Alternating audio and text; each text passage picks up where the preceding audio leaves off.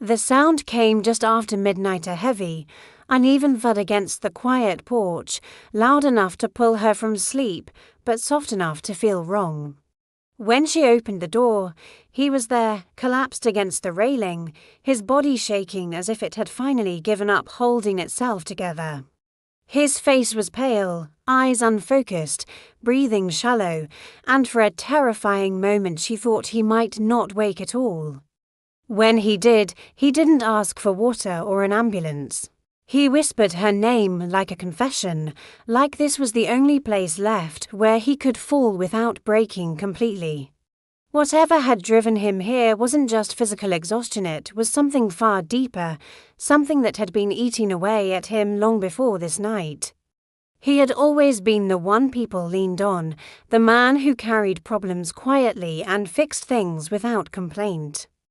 No one had ever seen him like this, shaking, defeated, stripped of the strength he wore like armor. As she helped him inside, fragments of truth slipped out between labored breaths, sleepless nights, a marriage that felt unfamiliar. A woman he loved who had slowly turned into someone he no longer recognized. He spoke not with anger, but with a hollow disbelief, as if his heart was still trying to understand how betrayal could feel this lethal. This wasn't the story of a single mistake or a sudden discovery. It was the story of a man who had been breaking in silence for months, believing that enduring pain was the same thing as being strong until the night his body collapsed under the weight of a love that was killing him from the inside. He slept for hours on the couch, his body curled inward like it was still bracing for impact. She checked his breathing again and again, afraid that if she looked away, he might disappear. When he finally stirred, dawn was already pressing pale light through the curtains. His eyes opened slowly, unfocused at first, then filled with embarrassment when he realized where he was. He tried to sit up too quickly and winced, a sharp pain crossing his face. It wasn't just his body that hurt. It was everything else he had been carrying. She brought him water and urged him to take it slow. He nodded, whispering an apology he didn't need to make. The room felt suspended in a fragile calm, the kind that exists only after a storm, but before the damage is fully visible. When he finally spoke, his voice was hoarse, like he hadn't used it properly in a long time. He said he hadn't planned to come. He said he didn't even remember driving there. His hands trembled as he stared at the floor, as if the truth might rise up from it if he wasn't careful. He began at the beginning, or what he thought was the beginning. He talked about how his wife had once been his safest place. How she used to laugh easily, how they planned a future in simple terms, shared meals, quiet evenings, growing old without drama. Somewhere along the way, those plans thinned out, replaced by distance he couldn't explain. She had started guarding her phone, stepping out to take calls, smiling at messages she wouldn't share. When he asked, she told him he was imagining things, that stress was making him paranoid. He wanted to believe her. Love had taught him to doubt himself before doubting her. The more he talked, the more the pattern revealed itself. Late nights that came with vague excuses. Sudden irritability when he asked ordinary questions. Affection offered strategically, right when he seemed closest to confronting the truth. He described how he began measuring his words, choosing silence over conflict, telling himself that patience was proof of devotion. The cost of that patience showed in his face now, deep lines of exhaustion, eyes dulled by months of unspoken fear. He confessed that his health had started failing before the collapse. Sleepless nights turned into panic that tightened his chest without warning. Meals lost their taste. His heart raced at odd moments, and sometimes his hands would go numb. Doctors told him it was stress. He laughed bitterly when he repeated that word, as if stress was something harmless and temporary. He hadn't told anyone how bad it was. Not friends. Not family. He didn't want to be seen as weak, and somewhere along the way, he had learned that men were supposed to endure quietly. The first proof of betrayal hadn't been dramatic. No confrontation, no confession. Just a message that popped up on her phone when she left it unattended for a moment. A name he didn't recognize. A familiarity he couldn't ignore. His heart had dropped so suddenly he thought he might pass out right there. When he asked her about it, she smiled and told him it was nothing. A co-worker a joke.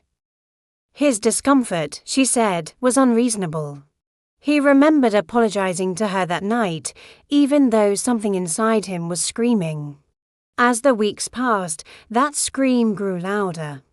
He began checking his phone obsessively, not to spy on her, but to reassure himself that she would call, that she still needed him. Sometimes she didn't. Sometimes she did, but only to criticize, to complain, to remind him of everything he was doing wrong. He started believing her. He started thinking that if he were more attentive, more patient, less demanding, things would return to how they were.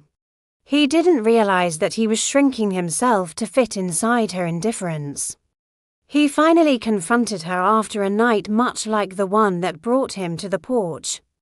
She had come home late, smelling unfamiliar, eyes distant. This time he didn't back down. He asked her directly if there was someone else. The look on her face wasn't guilt. It was irritation. She accused him of spying, of being insecure, of trying to control her. When he pressed further, she laughed and told him he was overreacting. That laugh haunted him. It was the sound of someone who knew they had power. After that night, the house became unbearable. He described sitting in the dark, waiting for her footsteps, his heart pounding with equal parts hope and dread. He stopped sleeping altogether. His thoughts raced in circles, replaying conversations, searching for moments where he could have changed the outcome. The betrayal wasn't just emotional. It was psychological.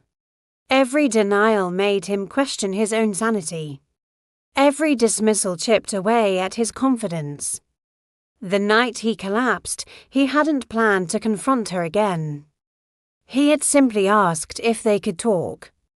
She sighed heavily, as if he were an inconvenience, and told him she was tired of his suspicion. She said if he couldn't trust her, maybe the marriage wasn't worth saving.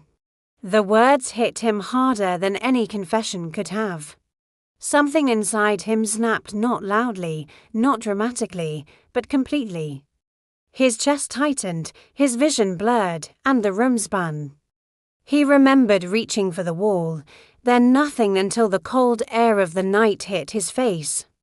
As he finished speaking, his shoulders sagged, like he had finally set something down. The room was quiet except for the ticking of the clock, each second marking how long he had lived in silence. She didn't interrupt him. She didn't rush to give advice. She simply listened, understanding now that what had brought him to her porch wasn't just a wife's betrayal. It was a lifetime of believing that suffering quietly was the same thing as love. When he finally looked up, his eyes were wet but steady. He said he didn't know what to do next. He said he was afraid of losing her, afraid of staying, afraid that this pain had already done irreversible damage. She told him something he hadn't heard in a long time, that collapsing didn't mean failing. Sometimes, she said. It was the body's way of demanding truth, and for the first time since the night began. He believed her. The days that followed blurred together, marked not by time but by small shifts in his behavior that revealed just how deeply the betrayal had rooted itself inside him. He stayed at the house longer than either of them had expected, not because he wanted to hide, but because his body still felt unreliable, as if it might betray him again at any moment. He moved carefully, like someone learning how to exist in a new gravity. Even simple tasks standing too quickly, climbing the stairs left him breathless. Reminding him that the damage was not only emotional, he spent long stretches sitting quietly, staring out the window as if the world beyond the glass belonged to someone else. When he did speak, it was often in fragments. Thoughts that had been looping endlessly in his mind finally began to spill out, though not in neat order. He talked about the first time he noticed himself changing, how laughter came less easily, how he stopped looking forward to coming home. He admitted that he had begun to dread the sound of his own phone ringing, because it was never her checking in, only demands or complaints. Love, he said quietly, had started to feel like a test he was constantly failing. At night, sleep came in broken pieces. He woke suddenly from dreams where he was calling her name over and over, his voice echoing into nothing. Sometimes he woke gasping, his heart racing so violently that he had to sit up and press his palm to his chest, grounding himself in the room. She would hear him pacing softly, trying not to wake anyone, carrying his pain the same way he always had alone. She reminded him gently that he didn't have to disappear into himself here. That collapsing once did not mean he had to keep falling. One afternoon, he finally checked his phone. Dozens of messages stared back at him, some apologetic, some angry, some manipulative in their softness, carefully worded to pull him back without taking responsibility. He read them slowly, his face tightening with each one. He said nothing at first, then whispered that it was always like this when she sensed him pulling away. She became kind. When he resisted, she became cruel. The cycle had been so consistent that he could predict her tone before opening a message. He confessed something he had never said aloud before, that part of him still wanted her to show up at the door, crying, apologizing, proving that he hadn't imagined everything. The admission embarrassed him. He looked down, ashamed of still wanting validation from the person who had hurt him the most. She told him there was no shame in that longing. Loving someone deeply doesn't disappear just because they betray you. What matters is what you do with that knowledge once you see it clearly. Later that evening, he went back to his house for the first time since the collapse. He asked her to come with him. Not for protection, but for grounding. Walking into that space felt like stepping into a version of himself he no longer recognized. Everything was exactly where he had left it, untouched, as if the house itself were pretending nothing had happened. The silence there was heavier, thicker. Each room held echoes of arguments, unanswered questions, nights spent waiting. He stood in the doorway of the bedroom for a long time before entering. The bed looked impossibly large, an expanse of distance where closeness used to live. He said this was where it hurt the most, not because of what had happened, but because of how alone he had felt lying beside someone who no longer saw him. He admitted that there were nights he pretended to be asleep just to avoid talking, because every conversation ended with him doubting himself. She didn't come home that night. Instead, she sent a message accusing him of disappearing, of embarrassing her, of making her look like the villain. Reading it, he finally saw the pattern without the fog of hope blurring it. There was no concern for his health, no acknowledgement of his pain, only fear of losing control over the story. Something in his chest loosened, then not relief, exactly, but release. He said it felt like the moment you realize a locked door was never locked at all. That night, back on the couch where he had first collapsed, he spoke about shame, how deeply it ran, how hard it was to admit that someone he loved could hurt him so completely. He said men weren't taught how to survive betrayal without turning it inward. They were taught to endure, to fix, to stay quiet. The collapse, he realized now, was his body refusing to keep that secret any longer. The next morning, he made a call he had been avoiding for months, to a doctor, then to a counselor. His voice shook when he spoke, but he didn't hang up. He said asking for help felt like stepping off a cliff, but also like finally letting go of something that had been dragging him under. He wasn't trying to save the marriage anymore. He was trying to save himself. As the day unfolded, he began packing a few more things, choosing only what he needed. There was no drama in it, no speeches or ultimatums. Just quiet decisions made with clarity instead of fear. He paused once, holding a framed photo from earlier years. He looked at it for a long time, then set it down gently. He didn't destroy it. He didn't take it with him. He understood now that honoring the past didn't mean living in it. Before leaving, he stood on the porch again, the same place where his body had finally given out. He said something strange then, that collapsing there had saved his life. If he hadn't fallen, he would have kept going until there was nothing left to recover. The betrayal hadn't just broken his heart, it had exposed a truth he could no longer survive. Without facing, as he walked away, slower than before but steadier. It was clear that he wasn't healed. Not yet, but for the first time in a long while, he was moving forward instead of bracing himself for the next blow, and that, quietly, was the beginning. The distance gave him room to think, and in that space, truths began to surface that he had buried under routine and hope, away from the constant tension of anticipating her moods. His body slowly started to calm, but his mind worked relentlessly. Replaying years of moments he had dismissed as normal. He remembered how often he had explained her behavior to others before they even questioned it, how quickly he had defended her when friends hinted that something didn't feel right. Loyalty. He had believed. Meant protecting the relationship at all costs, even from reality. He started noticing how deeply the betrayal had altered his sense of self.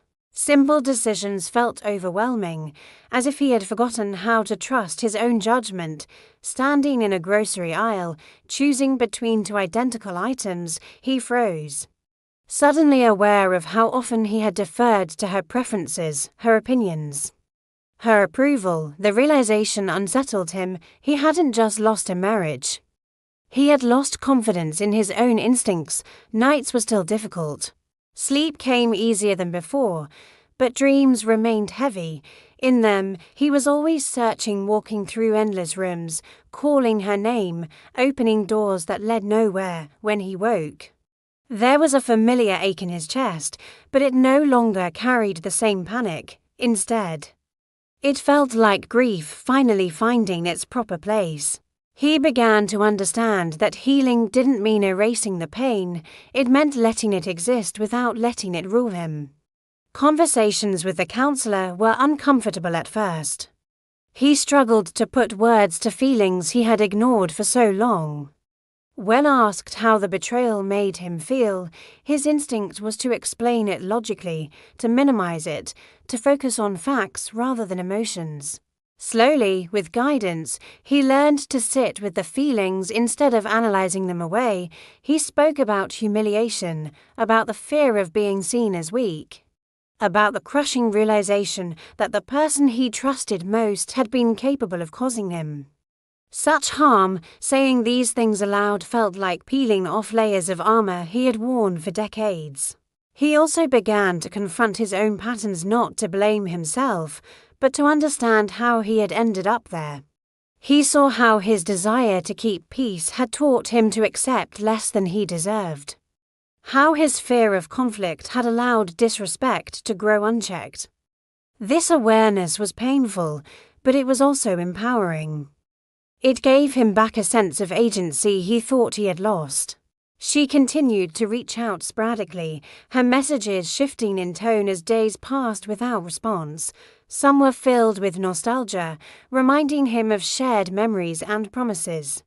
Others were sharp, accusing him of abandonment and exaggeration. Reading them now, with distance and clarity, he felt a strange mix of sadness and detachment. The words no longer pierced him the way they once. He could see the manipulation without being pulled into it. That, more than anything, told him he was changing. One afternoon, he ran into an old friend who hadn't seen him in months. The concern on the friend's face was immediate, unmistakable. They sat together for hours, talking honestly in a way he hadn't allowed himself to in years. He didn't hide what had happened. He didn't soften the truth. To his surprise, he wasn't judged or pitied. He was understood. The relief of being seen without having to perform strength nearly brought him to tears. As weeks passed, his body grew stronger. The chest pains faded, his appetite returned, the mirror began reflecting someone who looked less haunted, though the sadness still lingered in his eyes. He started walking each morning, letting the rhythm of his steps steady his thoughts. With every block, he felt a little more grounded, a little more present. He wasn't rebuilding his life yet, but he was clearing space for something new. There were moments of doubt, of course. Late at night, when the world was quiet, he wondered if he had overreacted, if leaving had been a mistake. In those moments, he reminded himself of the collapse, of the nights without sleep, of the way his body had begged him to stop. He learned to trust that memory, not as trauma, but as truth. His body had not failed him. It had protected him when his mind couldn't.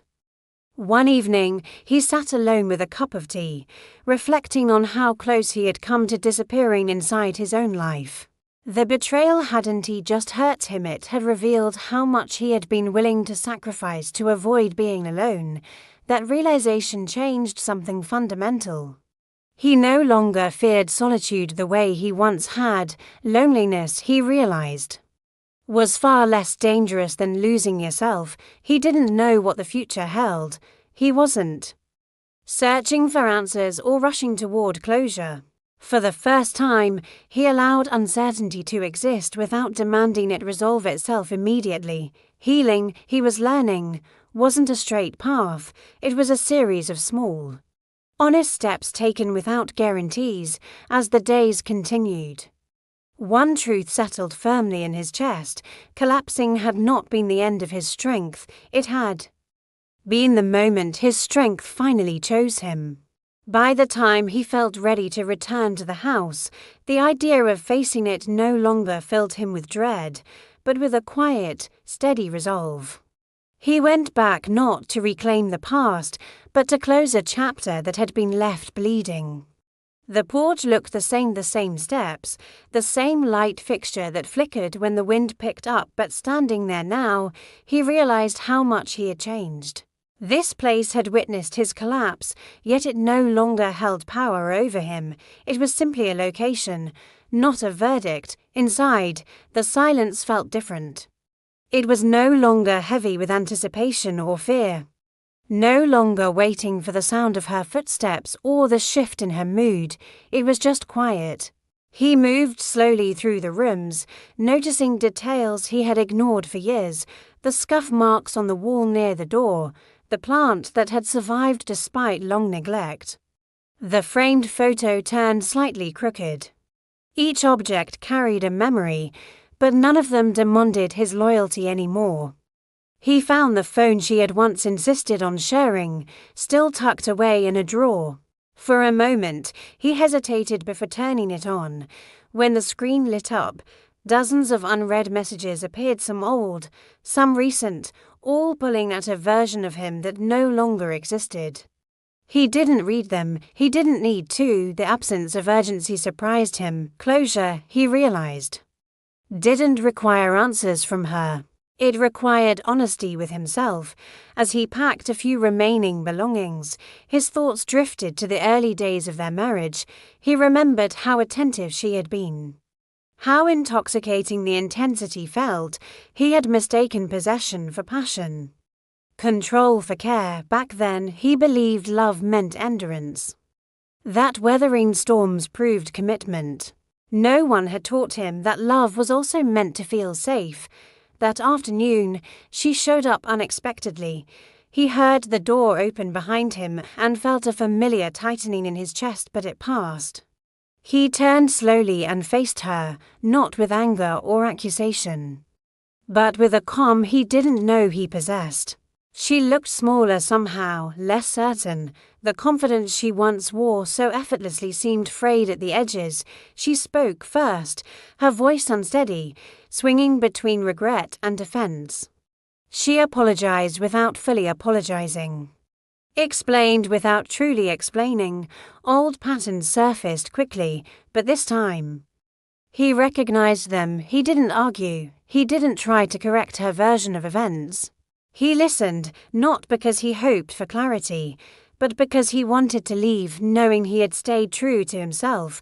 When it was his turn to speak, he surprised both of them. He didn't recount the betrayal in detail. He didn't list grievances. Instead, he spoke about how the marriage had changed him, how it had shrunk his world and silenced his instincts. He told her about the collapse, not just the physical one, but the emotional unraveling that had led him there for the first time. He named the truth plainly. Loving her had nearly cost him his life. She cried then, truly cried. And for a moment, he felt the old reflex to comfort her. The urge was strong, automatic, but he stayed where he was. Compassion didn't require self-sacrifice anymore. He understood that her pain, however real, was no longer his responsibility to fix. The conversation ended without resolution, without promises or threats, just an understanding, unspoken but clear, that whatever they had once been was over. When she left, he felt an unexpected lightness, as if a long-held breath had finally been released.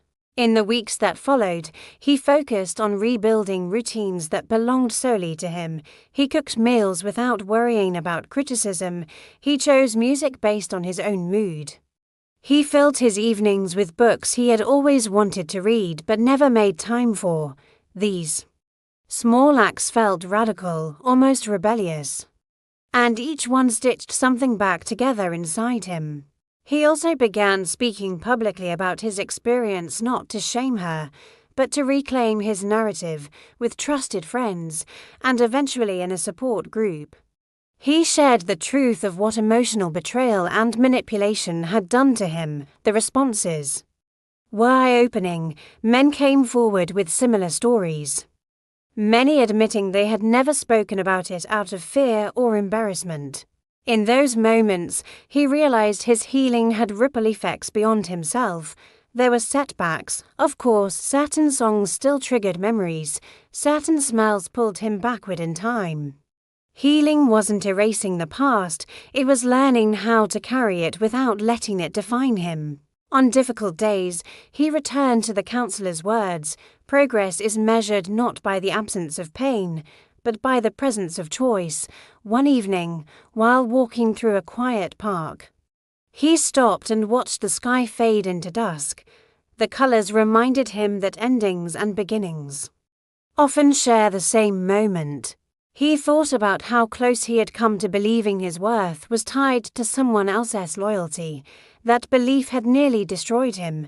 Now, standing there alone but intact, he felt something unfamiliar yet powerful: hope, not the naive kind that ignores danger, but the grounded kind that grows from truth. He didn't need vindication. He didn't need revenge. What he needed, and finally had, was himself, and for the first time in a long while, that felt like more than enough. The real test of his healing didn't come in dramatic moments or confrontations. It came quietly, in ordinary days when no one was watching. It came when loneliness crept in at night, when the house felt too silent and his mind tried to replay memories, rewriting them into something softer than they were.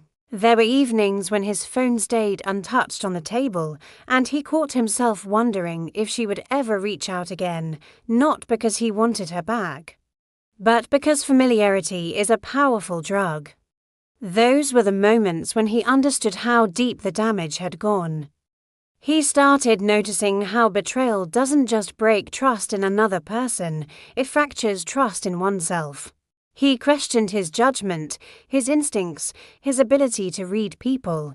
How had he missed the signs? How had he explained away the late nights, the sudden secrecy? The emotional distance that grew like a wall between them at first.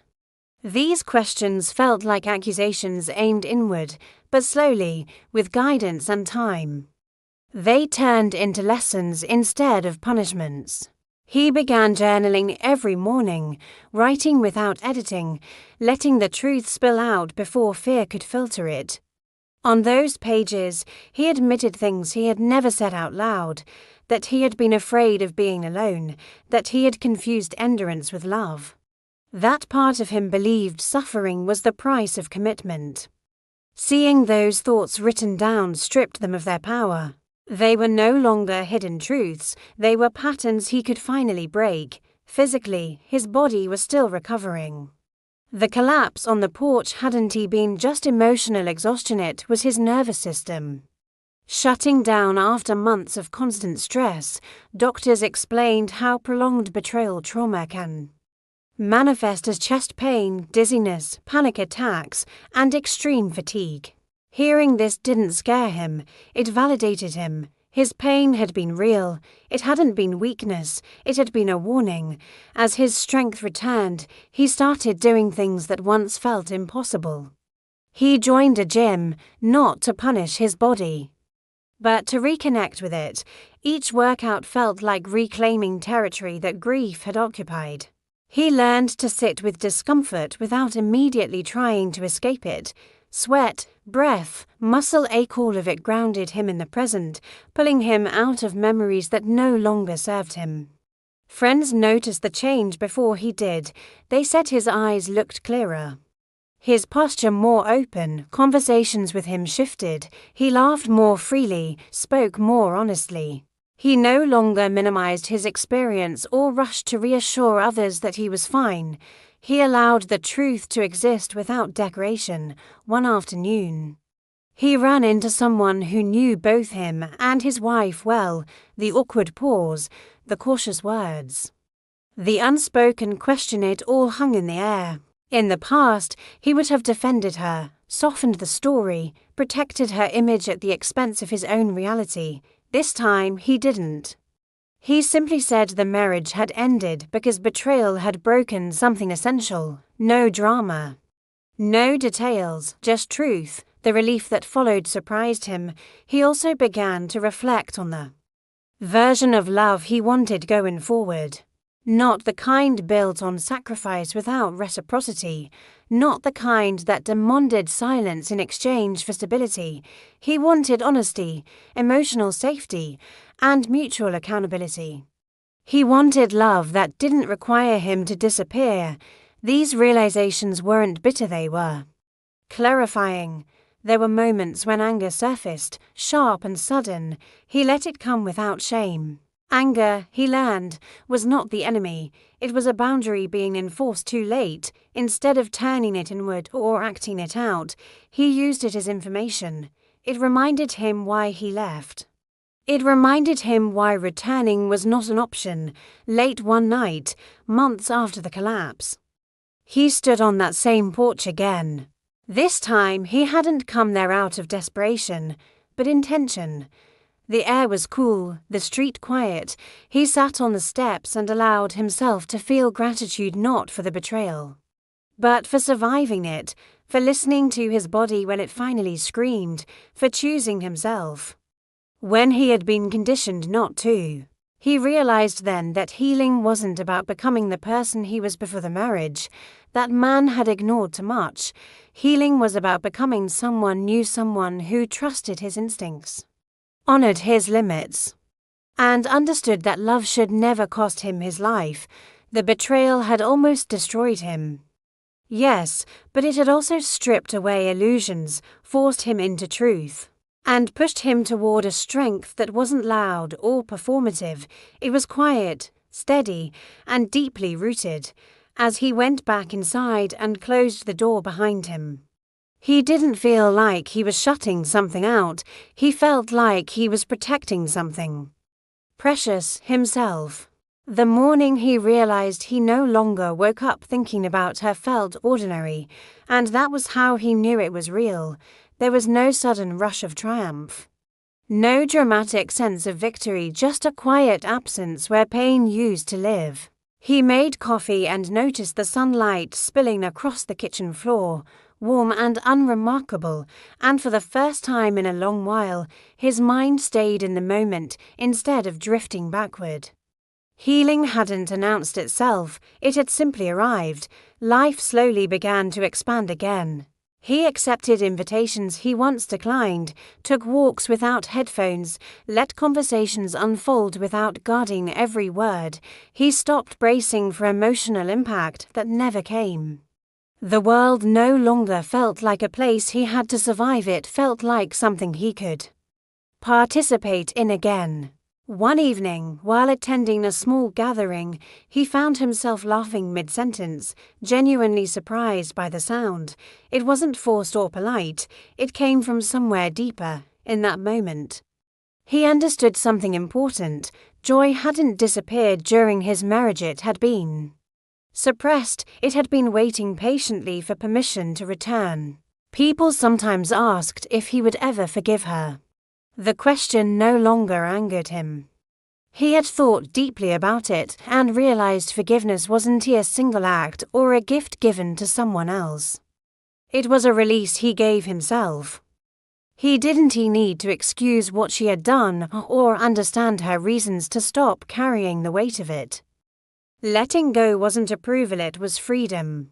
He also learned that recovery wasn't linear. There were still days when memories surfaced unexpectedly, when a phrase or a scent triggered something old, but now those moments passed more quickly. They no longer hijacked his nervous system or rewrote his reality. He had tools, language, and support. Most importantly, he had self-trust. Months after the collapse, he volunteered to speak at a community group about emotional trauma and betrayal. Standing in front of strangers, he shared his story not with shame, but with clarity. He talked about how men are often taught to endure silently, how admitting emotional pain can feel like failure. As he spoke, he saw heads nodding, eyes softening. The room wasn't filled with pity, it was filled with recognition. Afterward, a young man approached him, voice shaking, and said he thought he was losing his mind because of what was happening in his relationship. Hearing someone else articulate that same confusion reminded him how close he had come to disappearing under the weight of doubt. In that moment, he understood that his survival had purpose beyond himself. He didn't rush into another relationship. He didn't need to prove anything. Instead, he focused on becoming emotionally fluent, learning to name his feelings, honor his boundaries, and listen when something didn't feel right. He learned that love should feel like partnership, not performance. There was a day when he found an old photo tucked inside a book. It was from the early years of his marriage, both of them smiling, unaware of what lay ahead. He studied it for a moment, not with longing, but with compassion for the man he had been, for the woman she had been, and for the reality that neither of them could return to that version of themselves. He placed the photo back and closed the book, gently, without ceremony. Late that night, as he prepared for bed, he caught his reflection in the mirror. He looked older, yes, but also more present. The exhaustion that once lived in his eyes had been replaced by something steadier.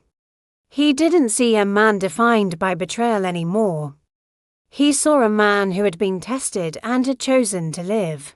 The porch where he once collapsed was no longer a symbol of breaking, it was a reminder of survival, of the moment his body refused to carry lies any longer, of the night everything stopped so something truer could begin.